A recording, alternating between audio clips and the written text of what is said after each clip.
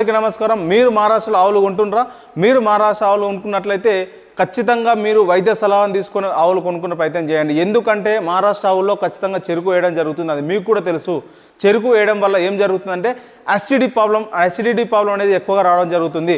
Acidity problem అంటే జీర్ణ వ్యవస్థ ఆగిపోవడం, జీర్ణ వ్యవస్థ తగ్గిపోవడం, ఆవు మన దగ్గరకు వచ్చిన తర్వాత సరిగా తినకపోవడం, గ్యాస్ ఫామ్ కావడము, దాని యొక్క రూపురేఖలు చేంజ్ అయిపోతాయి. అంటే అది చెరుకు వేయడం వల్ల ఏమైతుందంటే బాగా గంభీరంగా అనిపించడం జరుగుతుంది. ఆవు చాలా అందంగా అనిపించడం జరుగుతుంది.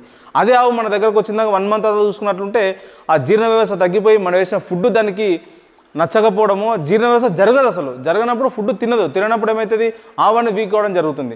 వీక్ అయినప్పుడు ఏమవుతుంది, పాల ఉత్పత్తి ఆగిపోవడం జరుగుతుంది. మీరు ఒకవేళ ఇంతకు ముందుకే మహారాష్ట్ర ఆవులు ఇచ్చినట్లుంటే జీర్ణకీయమైన చాలా చర్యలు తీసుకొని వైద్య సలహా తీసుకొని వైద్యుని సంప్రదించి, సార్ మా ఆవు ఈ విధంగా ఉంది, దాని మీద డైజెషన్ పెంచాలి, ఎటువంటి చర్యలు తీసుకుంటే బాగుంటుంది అనేది మీరు వైద్య సలహాను తీసుకొని మీరు దానిపైన చర్యలు తీసుకున్నట్లుంటే ఆవు అయితే స్ట్రాంగ్ అవ్వడానికి అవకాశం ఉంటుంది.